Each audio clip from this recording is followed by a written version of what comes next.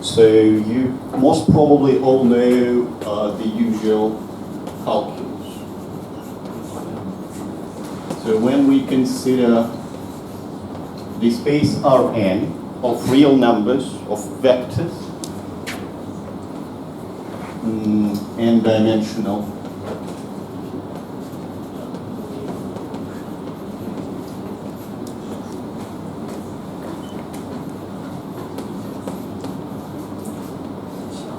n-dimensional vectors, and on this space of n-dimensional vectors we can consider some functions.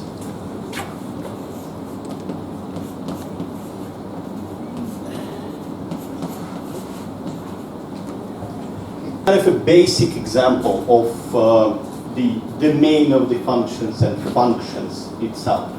And it can be generalized in several directions.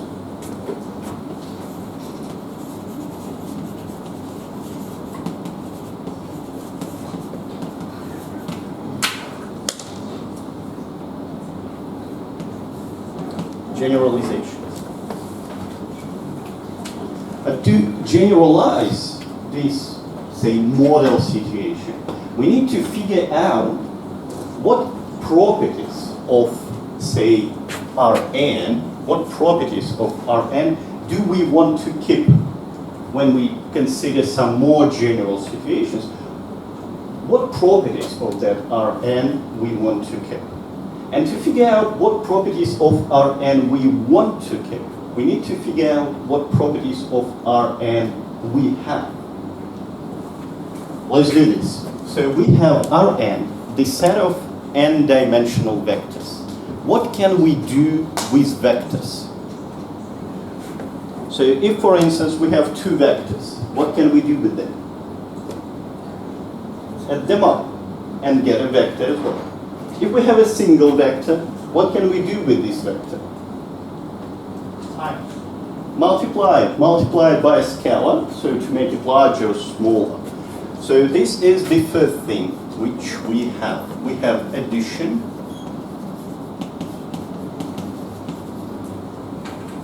and multiplications.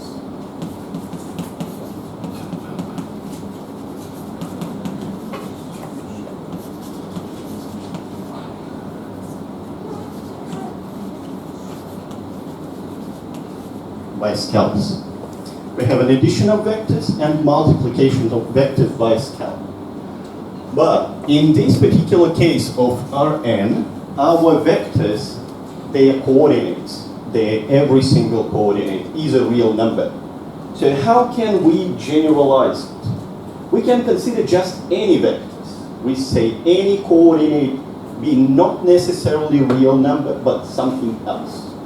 Or just consider vectors regardless of their nature. So what we get in this direction, we get so-called vector spaces.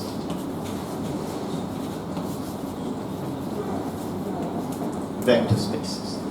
And this is the stuff which is studied in algebra. So if we just want to keep, this is an algebraic operation, and this is an algebraic operation. If we just want to keep these two operations, but the nature of the vectors will be different, we get just vector spaces. What else can we do with vectors? Say, if we have two vectors, what can we do with them?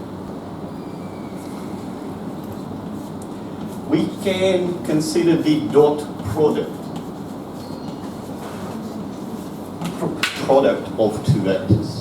So if we have two vectors, say x and y, then their dot product is just the sum of coordinates.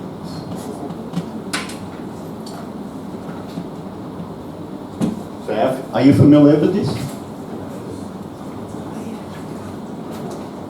So this is another operation on Rn.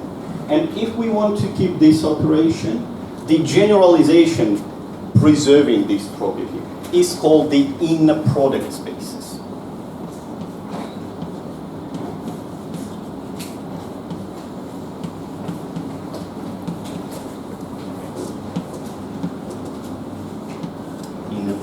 spaces. These are the type of spaces which we will consider in this course, but a little bit later.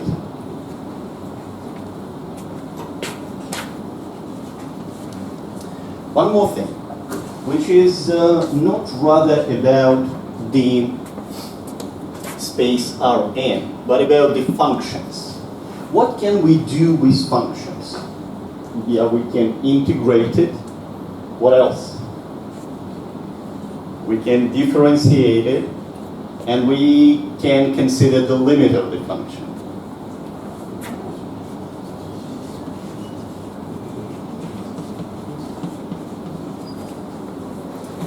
An integral, a derivative.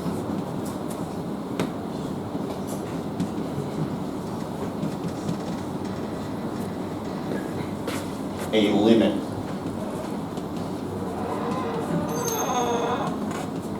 of a function.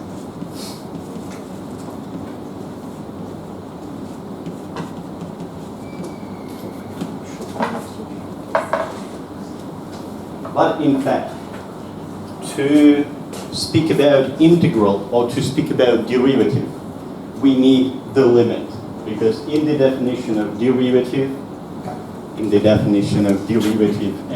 in the definition of the integral, we do have limit already.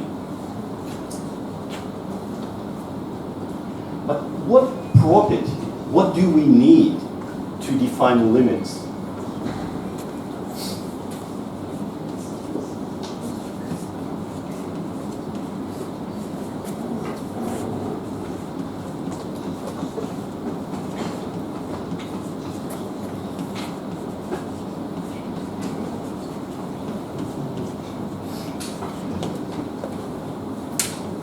What do we need to define limits?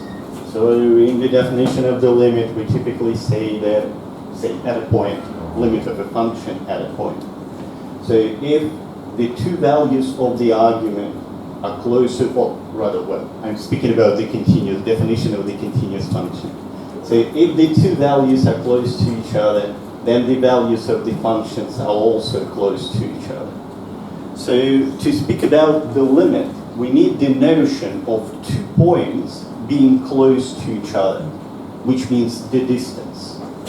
And if we want to generalize this, we will get to the notion of metric spaces.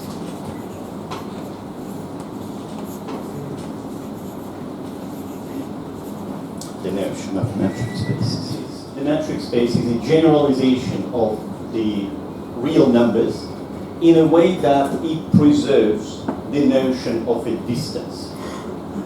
Let's go with it.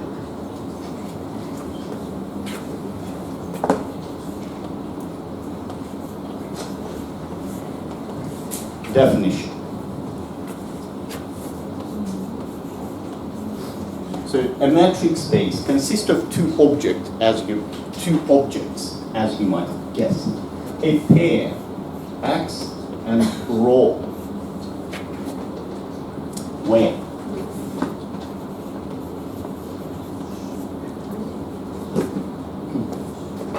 X is a set,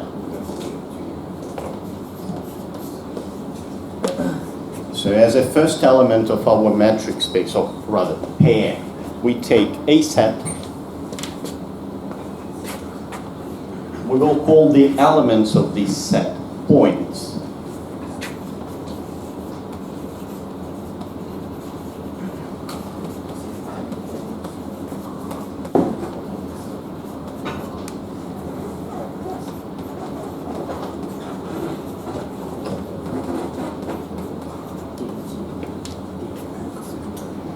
And rho is a function.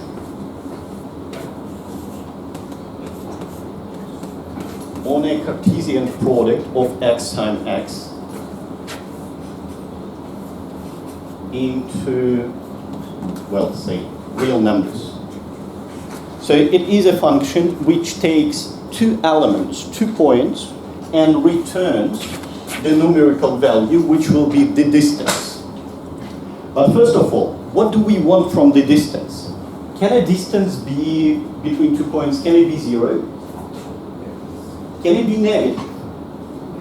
No. So we want it to be positive, and rho is a positive function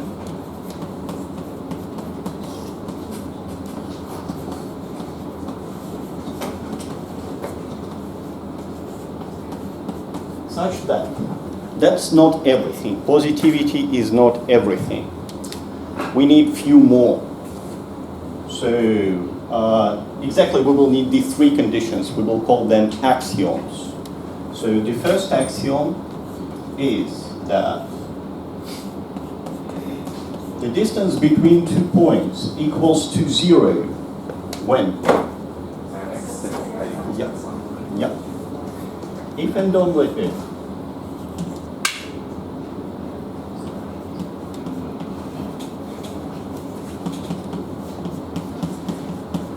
and only if the points coincide.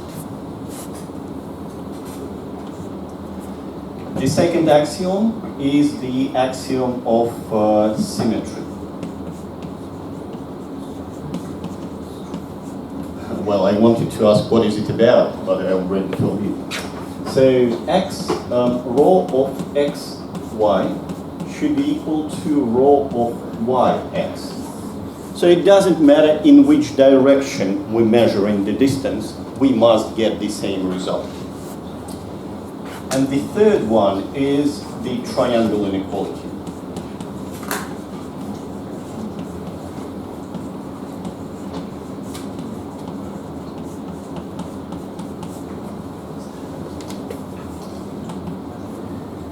So the distance between 2 points should be less than or equal to the distance from x to some other point y plus the distance from y to these points. And this should be true for every x, y, and z from our set x is said to be its of.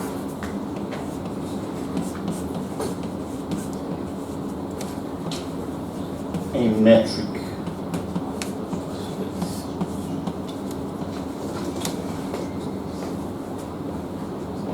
First of all, let's check that. This notion of a metric space, in fact, a generalization of our Rn, that it in fact generalizes the object we want to generalize. And let's rather start with even simpler case. Example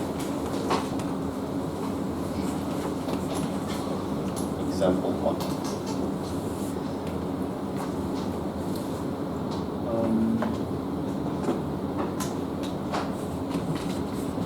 Let our set X to be the set of real numbers, and the distance will be the absolute value of a difference. So we are on the usual real line with the usual distance. Let me briefly go through all these properties to check that they are in fact satisfied, although it's pretty much straightforward. We have rho of x, y. It equals to 0, of course, if and only if x equals to y.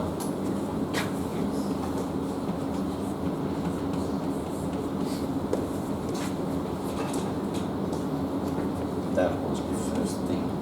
Second,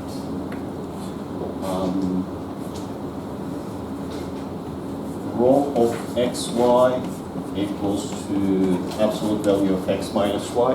We can flip them over to get absolute value of y minus x. It equals to rho of yx. So the symmetry axiom is satisfied. And well, the third one is the usual triangle inequality.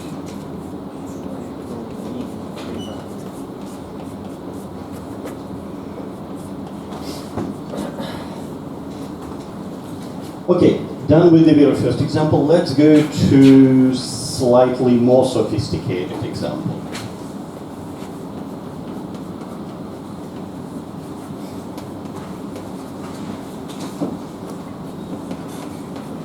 Now we are in Rn, and on Rn we take as a distance function the usual distance which we typically use in Rn.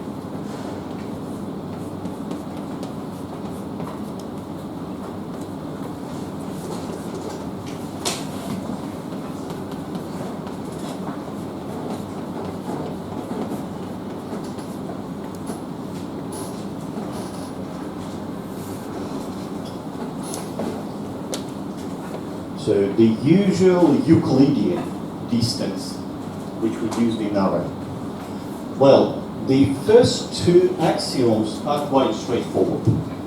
So we have discussed this kind of stuff in the example one. I will not go through it. So axiom 1 and 2.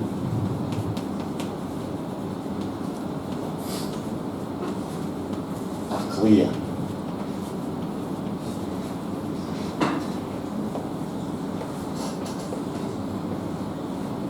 What about the triangle inequality? For axiom 3 we have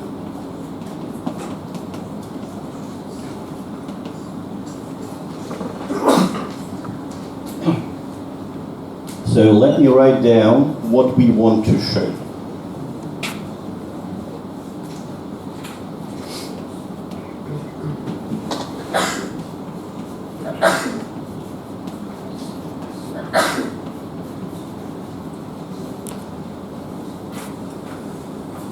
So now I take this function rho and substitute their first values x and z and so on.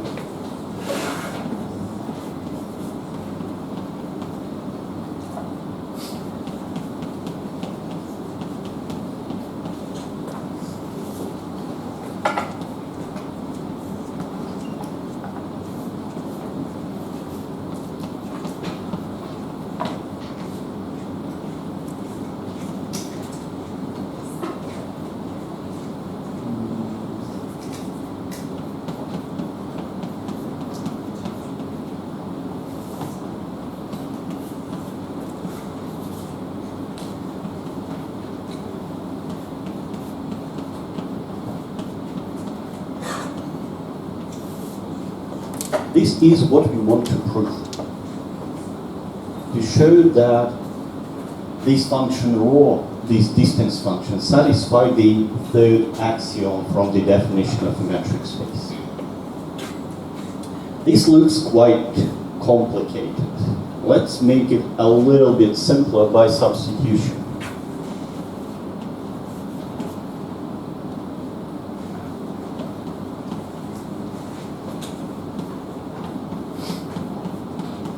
So instead of a difference here, we will just use a single letter A, and instead of this difference, we use a single letter B.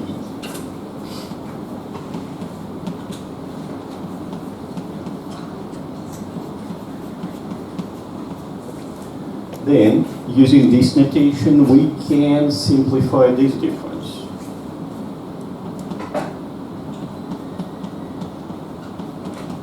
What will it be in terms of A and B?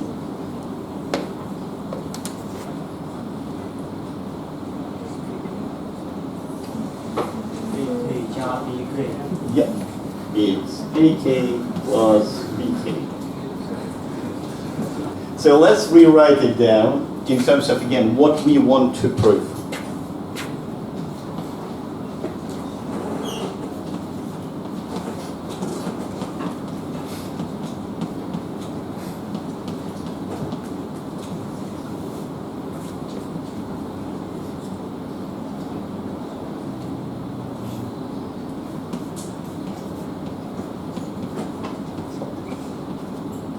Well, we don't need the absolute value anymore because it's a square.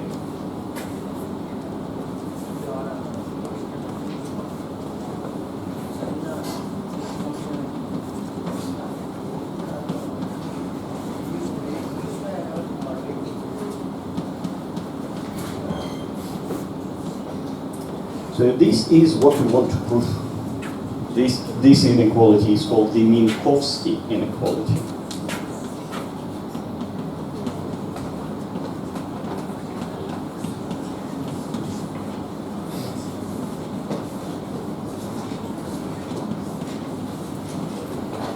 So this one is Minkowski inequality.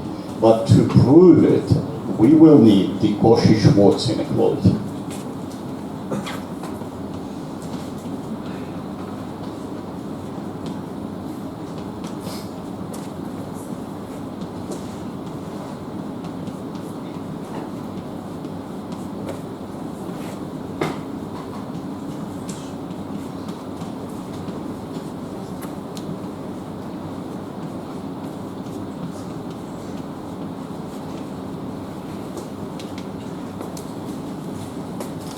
And the Cauchy-Schwarz inequality is stated like this. So we still have a sum from 1 to n. And here we have the product of AK and BK. We want it squared. And we claim that this is less than or equal to the products of individual terms. The separated sum with AK and the separated sum with, sorry, that will be like this.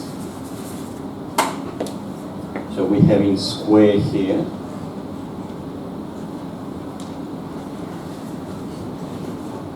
And we have a square here.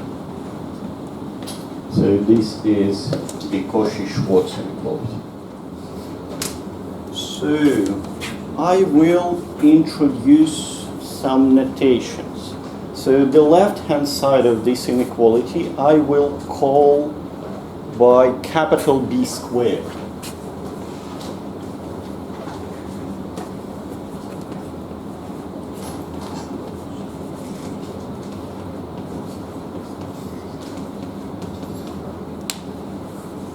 That will be the capital B. And the terms on the right, I will call them A and C.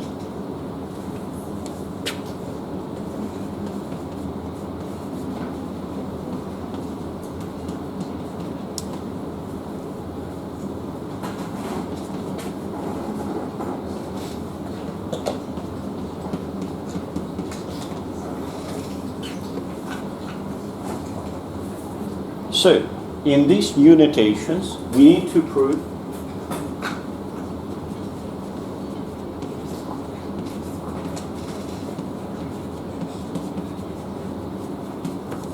that B squared is less than or equal to AC. Or, if we just rearrange it a little bit, we get that B squared minus AC is less than or equal to 0.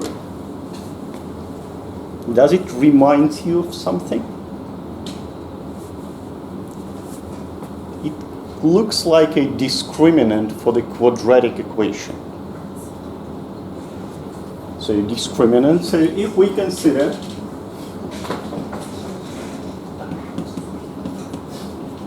the quadratic equation ax squared plus 2bx plus c equals to 0, then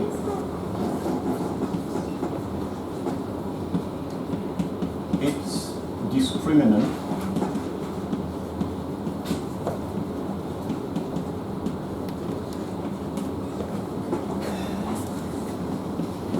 delta equals to this term minus 4ac, well, which is, of course, 4 times b squared minus ac. And we want to show that it is non-positive. So we want to show that it is either negative or zero. What can we say about the roots of this equation if the discriminant is non-positive? How many roots can it be? Can it be 2 roots? No, it can be 1 root or no roots. Let's have a look at this equation.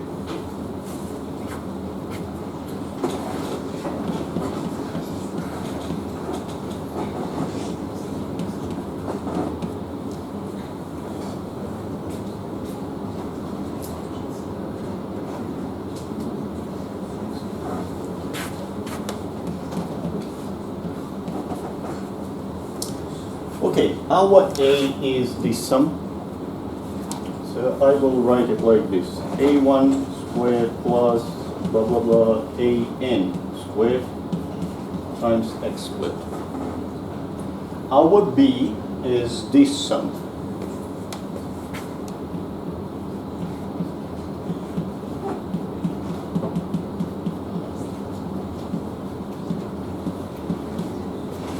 And plus C.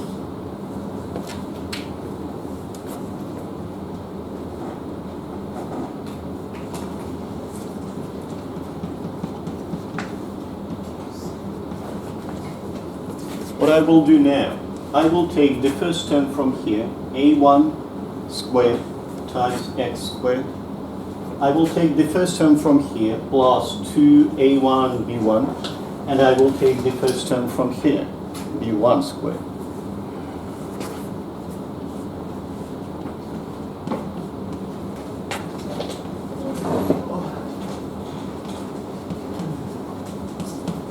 And from the third one, I will take, it will be b1 squared.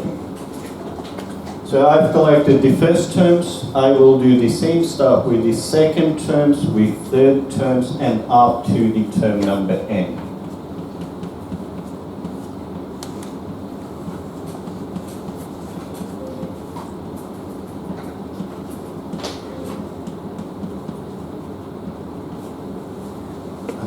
And it's Vn here. Vn. So this is what we've done. But these terms, each of these terms are the squares. So this is nothing but a1x plus b1 all squared. And for each other terms, we have exactly the same story.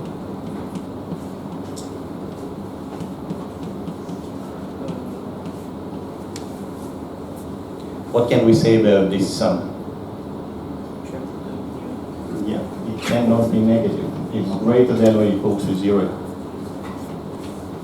Which means that we have a quadratic which is always greater than or equal to 0. Can it have 2 roots then? No, it can be right above, say, it can be either this case, and then there are no roots, or it can touch the x-axis. So, the equation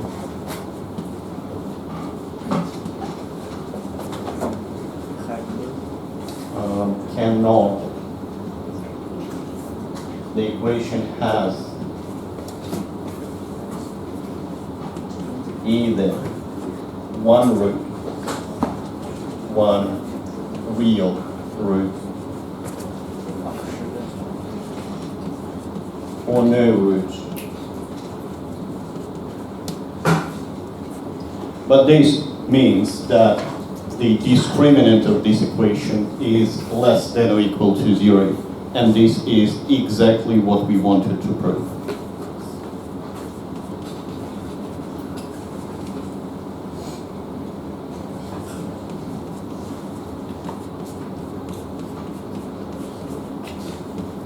This is exactly what we wanted to prove.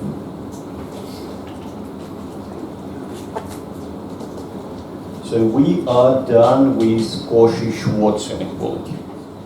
We are about to prove the Minkowski inequality.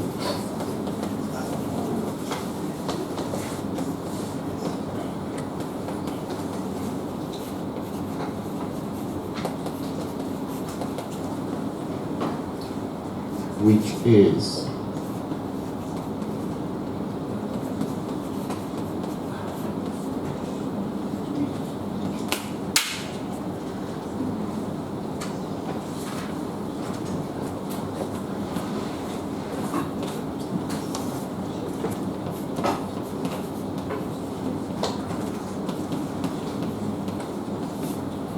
and plus the same term for B.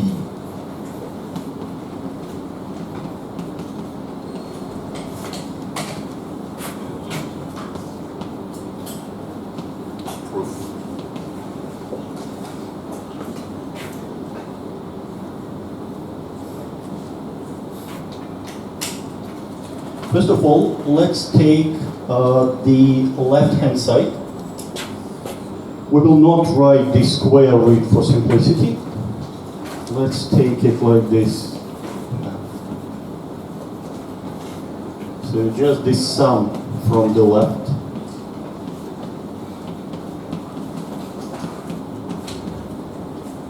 Which I can split in 3 sums, expanding the square.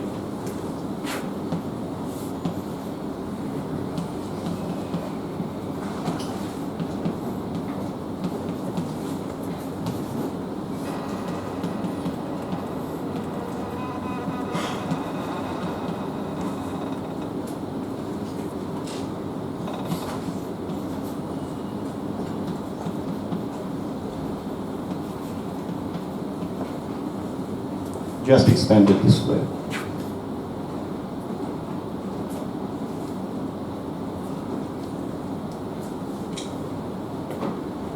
Okay, and now you probably see why we needed the Cauchy-Schwarz inequality.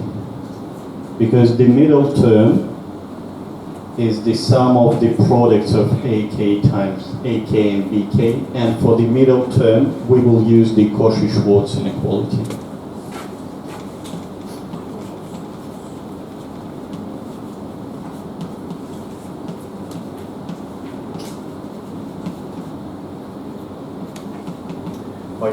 By Cauchy-Schwarz, we estimate this.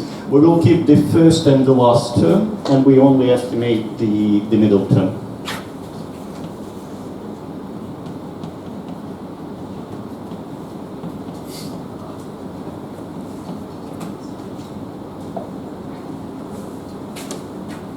And we estimated it like this.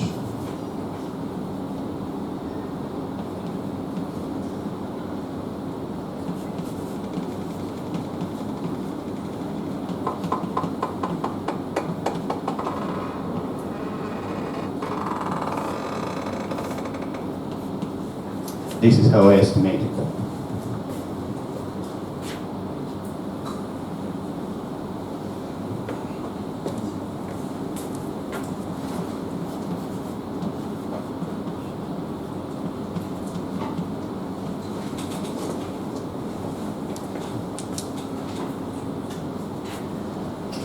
This is what we've gotten.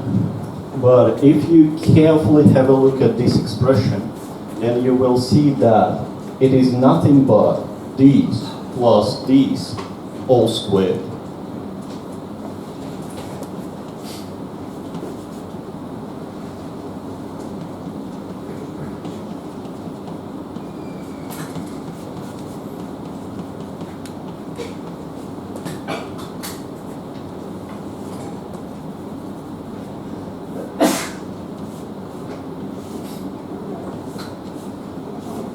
So these two terms and all squared. All squared. Well, if you don't trust me, just expand it back.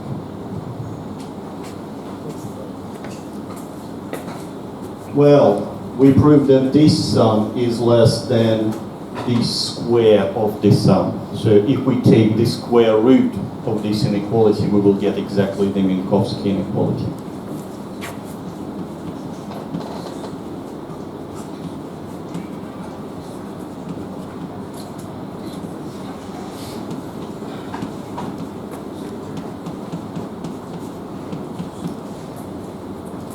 So we are done with Minkowski inequality, and if you remember what we started with, We started with, we wanted to show that the metric which we introduced in Rn satisfies the axiom 3. And in fact, to do this, we needed to prove the Minkowski inequality. We've done that, so that function we introduced is in fact the metric.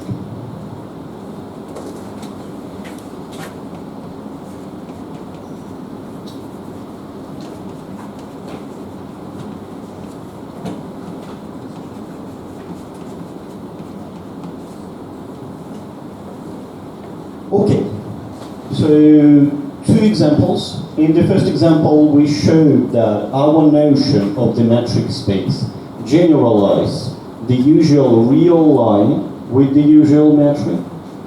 In the second example, we showed that our definition, our concept of the metric space generalizes Rn, again with the usual Euclidean metric.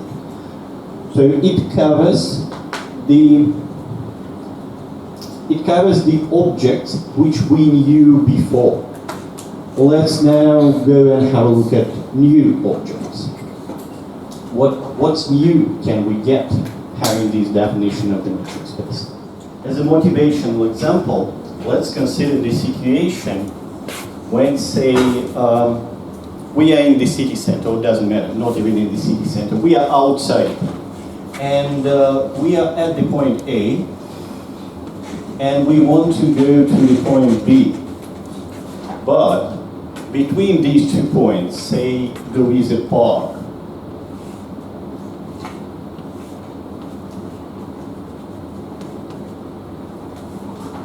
So if we are walking on our feet, then we can go from A to B on the shortest Euclidean distance. But if, say, these 2 points are very far from each other, and we need to use, say, a taxi to go there, the taxi cannot go through the park. So the taxi will go first to the point C, and then from C to B. So if, say, the sides of the park is 1, then what is the distance from A to B? Yeah, so if we walk on our feet, so if we take the diagonal, then the distance would be square root of 2. But if we are not walking, but riding a taxi, then the distance is 1 plus 1, it's 2. So this kind of metric, which I'm about to introduce, called the taxi cab metric, sometimes. So, example. 3. We are still in Rn, but now the metric we introduce, we will call it raw infinity. And yeah, okay, let's stay like this. So this function takes the difference, absolute value of the difference of the coordinates, and sum them up. Exactly as we did in our 2 case. So we take this difference in coordinates and add this difference in coordinates. So this is sometimes called the taxi cab matrix.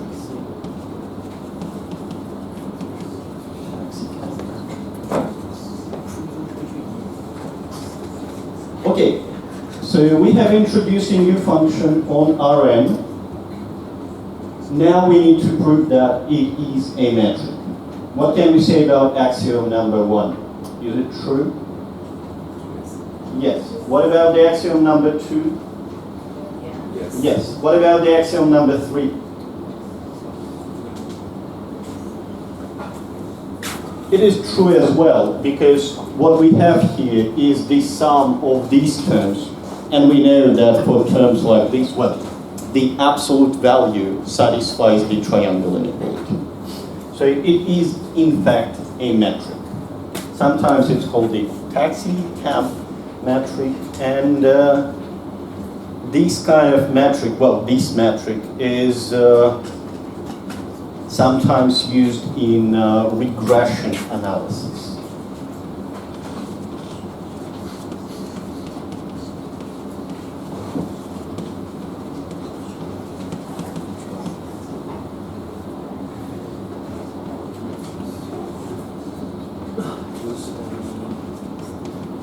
It is sometimes used in regression analysis.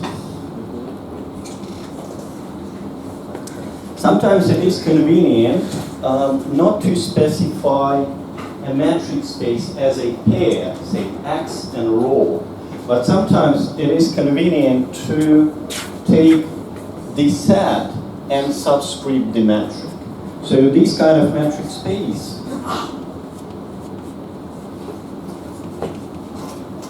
we denote this metric space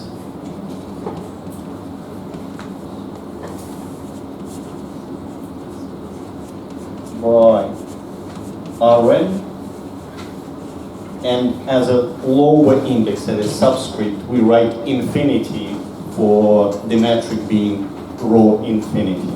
So it's Rn sub infinity.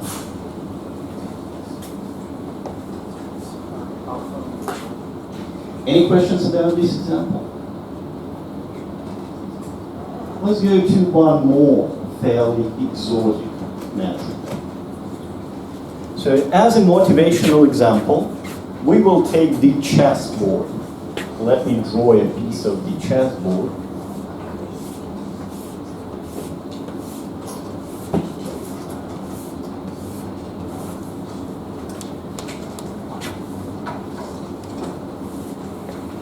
And say over here we have a chess king, which can only move to the adjacent cell. So if we want this king go from here to here, how many moves should it make? So it goes from one cell to adjacent and to this one, 2. So 2 moves. So the distance will be 2. If we want this king to go to this cell, how many moves will it be? 2. What about if we want it to go to this cell? How many moves? Still 2 on the diagonal. So it's completely opposite situation to this one. So in this one, taking the diagonal took shorter than going on the sides, but in this case, the distance to this point, and this point are exactly the same. That will be our example 4. We are still in array, but our metric will be, by the way, wrong item. So I was writing infinity over here, but this infinity rather belongs to example 4. In this case, this metric is called rho 1, and over here it is also should be 1. Sorry about that. It should be 1 here and 1 here. And this one is rho infinity, which is the maximum. So we take the difference between coordinates, take the absolute value, and just take the largest of it.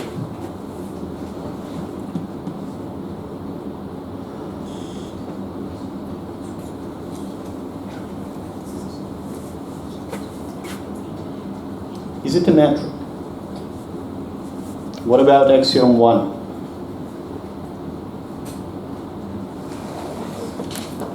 So this one equals to 0, if and only if the maximum of all these equals to 0, but they are non-negative. So all of them are 0, which is the case if and only if all xk equal to yk. So yeah, x equals to y. What about symmetricity? If we swap x and y, do we get the same result? Yes. What about the triangle inequality? Let's check it out then. for axiom 3.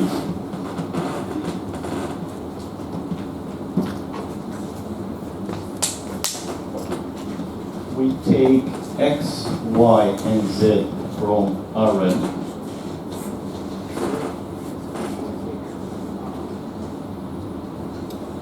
And we have rho of x, z equals to maximum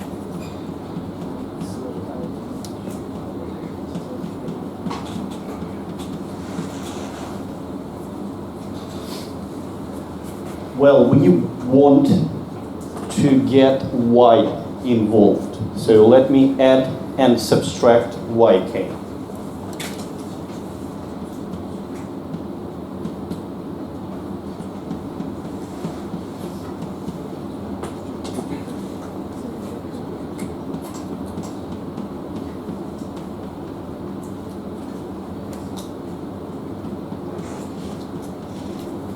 This is what we get.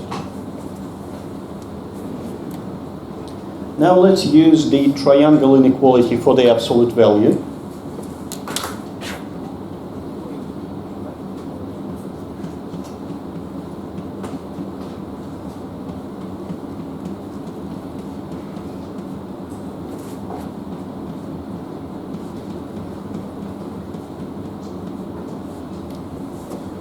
So here we use the triangle inequality for the absolute value, maximum of the first term plus maximum of the second term.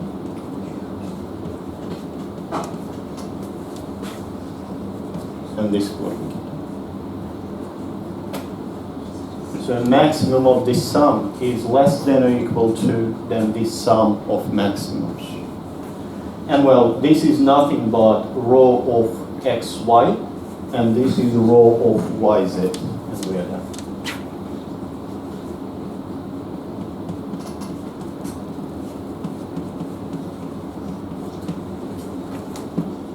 Well, let me just mention that since we started with the chessboard, this metric is sometimes called the chessboard metric.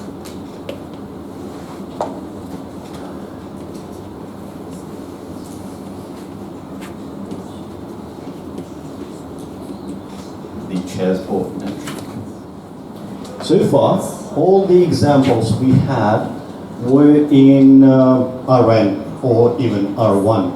Let's get to more arbitrary sets, because in the metric space, the set X can be any set. Let's go for the example with any set.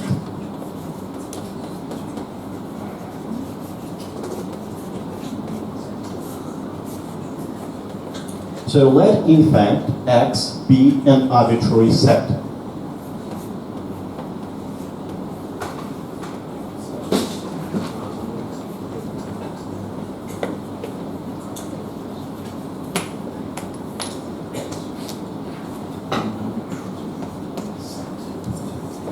And we define the metric in the following.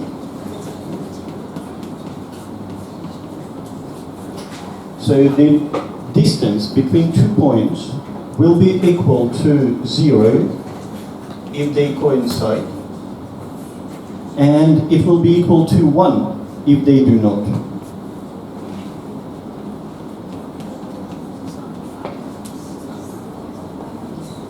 Let's check whether it's a metric or not. So what about the first axiom? This metric equal to 0, well, if and only if the points are coincide. What about the symmetricity? Distance in the other direction. Exactly the same story. What about the triangle inequality?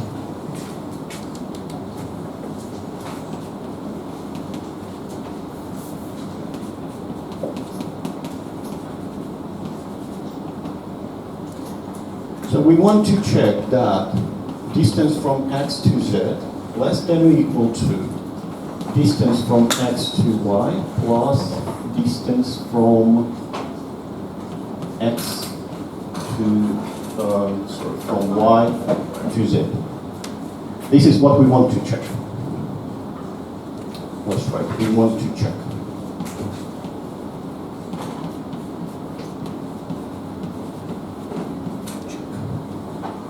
Case 1. If x equals to z, then the left-hand side equals to 0. And these two are non-negative. So it holds. This inequality holds. Case 2.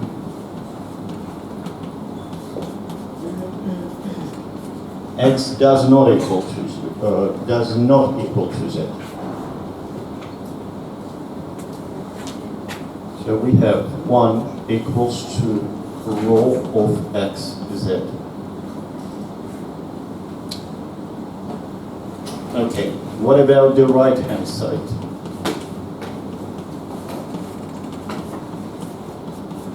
We already know that x does not equal to y. So this expression is either 1 or even 2. So even in this case, we're done.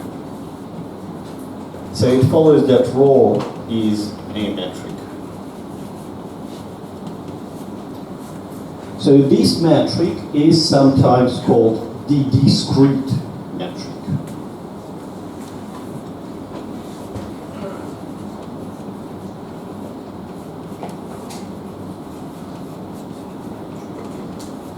Discrete metric.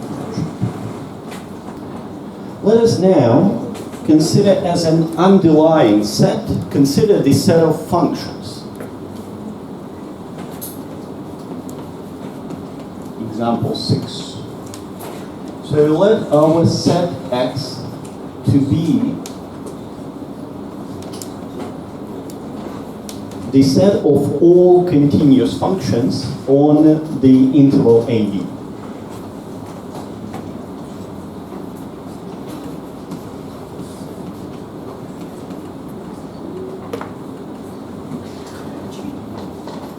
Continuous functions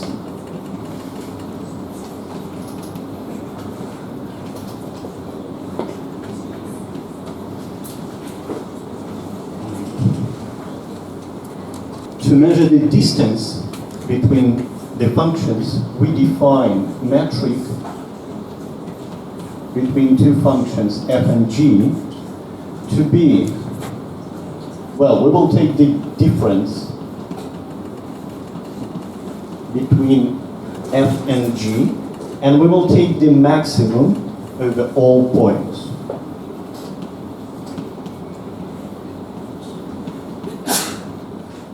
The very first question, why does this function make sense at all?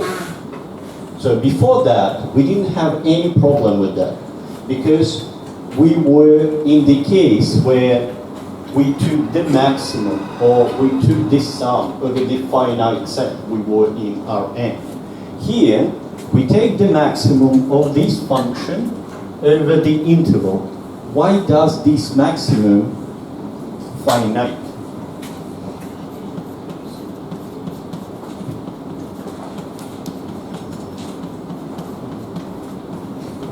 Is this finite? Well, you might guess that the answer is yes, because otherwise, why would I write it? But why? Why is it finite? Yeah, because it's a continuous function. It's a continuous function over the closed interval. The continuous function over the closed interval takes its maximum. That's what it is.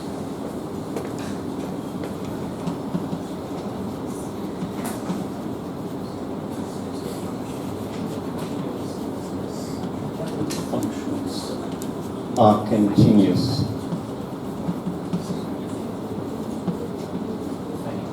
So it is well defined. So we can consider this kind of a function. But is it in fact a metric? Yes. Well, the first axiom is definitely satisfied. Because if this distance is 0, then f identically equals to g. Symmetricity also holds. What about the triangle inequality? It is very similar to the example 4 which we considered before. It is as well the maximum of an absolute value of the difference. And it doesn't matter in this case whether we take it over the finite set or over the whole interval. Example 7.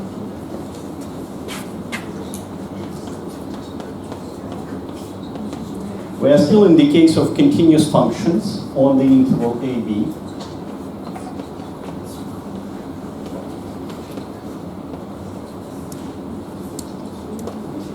But now, instead of taking the maximum metric, or so-called the uniform metric, we will take the integral metric.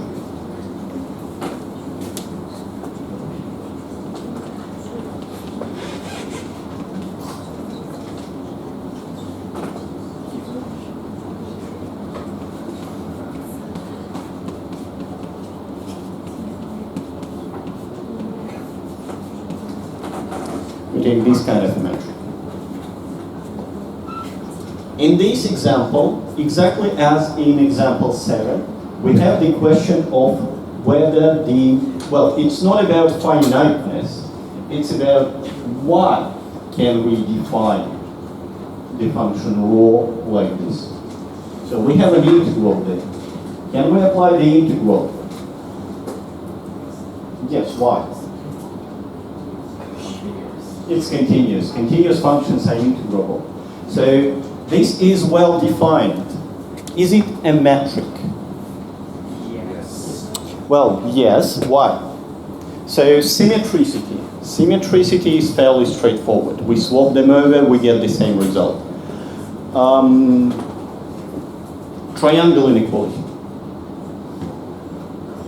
We have an absolute value here. For the absolute value, we know that for the absolute value, triangle inequality holds. When we apply the integral to this inequality, we will get the inequality for the integrals. It will work. It's, by the way, it's good for you to check it yourself as an exercise. What I'm rather more interested about, axiom 1.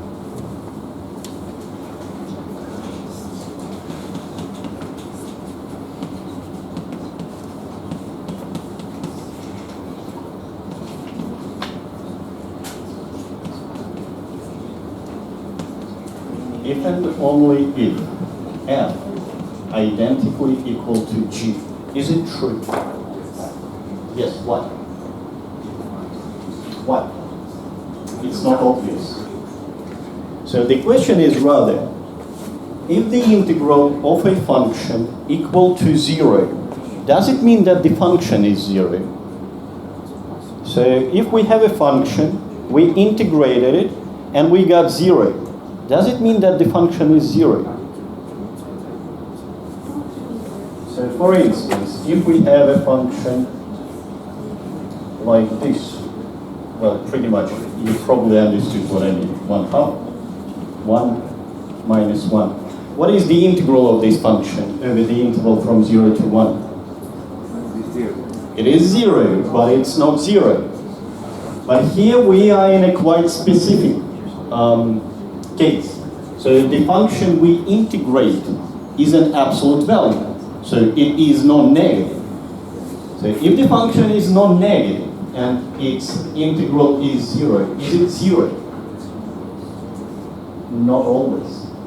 We need to use one more condition. Well, again, another example. We have a function which is 0 everywhere, but at the point 1/2, we have the value over here. So the integral of this function is 0, but it's not 0. Why do we get 0 in this case? Continuity. Continuity played the crucial role, and I will leave this one as an exercise for you. Prove axiom 1 for this matrix.